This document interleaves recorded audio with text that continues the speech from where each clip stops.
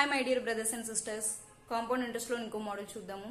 ఏదైనా సరే ప్రాక్టీస్ మీద డిపెండ్ అయి ఉంటుంది. ఎంత ప్రాక్టీస్ చేస్తే అంత బాగా సమ్స్ ఈజీగా చేయగలుగుతారు. సో సమ్ చూద్దాము. ఆర్ వాల్యూ వచ్చేసి 16/2/3% per annum. T is equal to 2 years. Difference between compound interest and simple interest. Simple interest కి కాంపౌండ్ ఇంట్రెస్ట్ కి డిఫరెన్స్ ఇచ్చారు. ఇక్కడ మనకి 40 రూపీస్ అని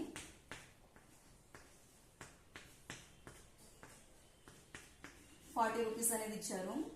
so R is equal to ఎంత మనకి 16/2/3%. ఆర్ వాల్యూని ఎలా రాసుకోవచ్చు? 1/6 ఫ్రాక్షన్ కింద రాయాలంటే కనుక 1/6.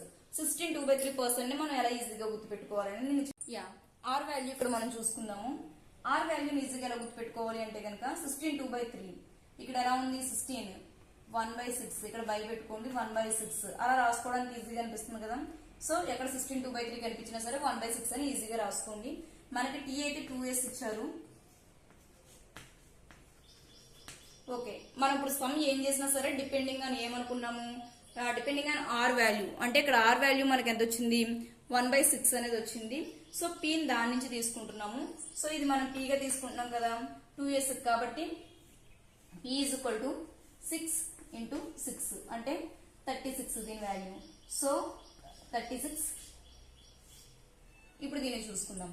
1/6 ఆర్ ఈజ్ ఈక్వల్ టు 1/6 అని అనుకుంటున్నాం కదా. ఫస్ట్ ఇయర్ ఇంట్రెస్ట్ ఎంత వచ్చింది అంటే కనుక 6 వచ్చింది. 1/6 × 36 కదా 6. అండ్ సెకండ్ ఇయర్ ఇంట్రెస్ట్ కి ఇంట్రెస్ట్.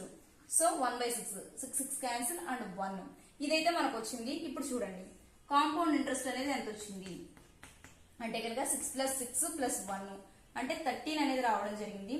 సింపుల్ ఇంట్రెస్ట్ అనేది ఎంత వచ్చింది అంటే కనుక first year 6 and second year 6. So complete గా 12 అయితే రావడం జరిగింది. మనకి వాళ్ళు సమ్ లో ఏమి ఇచ్చారు అంటే కనుక difference between compound interest and simple interest అని ఇచ్చారు.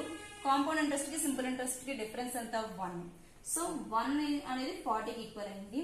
సో 40 అనేది మనకు వచ్చింది. ఇప్పుడు దీని నుంచి మనం ఏం తీసుకోవాలి? ప్రిన్సిపల్ అమౌంట్ కాంపౌండ్ ఇంట్రెస్ట్ అనేది ఫైండ్ అవుట్ చేయాలి. సో ప్రిన్సిపల్ అంటే ఎంత మనకి 36. సో 36 × 40 ఎంత 1440 రూపీస్ అనేది వచ్చింది. అమౌంట్ అంటే మనం ఏమనుకున్నాం 1/6 కదా. 1/6 లోని ప్రిన్సిపల్ ప్లస్ ఇంట్రెస్ట్. సో 6 + 1 అంటే 7 స్క్వేర్స్ 2 years కాబట్టి 7 × 7 49. సో 49 × 40 1960 అనేది అమౌంట్ వచ్చింది. కాంపౌండ్ ఇంట్రెస్ట్ అనేది మనం ఫైండ్ అవుట్ చేయాలి ఫైనల్ గాని. కాంపౌండ్ ఇంట్రెస్ట్ ఎంత 13.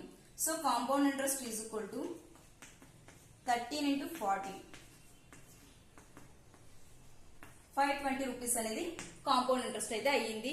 ఏ సమ్ ఇచ్చినా సరే ఈజీగా ఇలా ఫైండ్ అవుట్ చేయండి. మీకు ఫార్ములా అవసరం లేదు. ఏదైనా సరే మీరు ఈజీగా వాళ్ళు అడిగింది మనం క్యాలిక్యులేట్ చేయొచ్చు. Thank you so much.